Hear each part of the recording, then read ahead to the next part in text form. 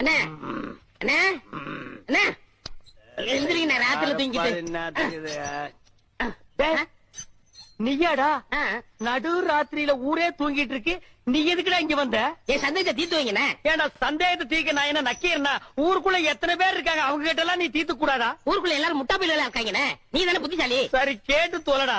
அண்ணே, மாம்பழத்துக்கு கொட்டை இருக்கு, பலாப்பழத்துக்கு கொட்டை இருக்கு, வேப்பம்பழத்துக்கு கொட்டை இருக்கு, புளியம்பழத்துக்கு கொட்டை இருக்கு. இந்த ஞானப்பழத்துக்கு கொட்டை இருக்கா இல்லையாண்ணே?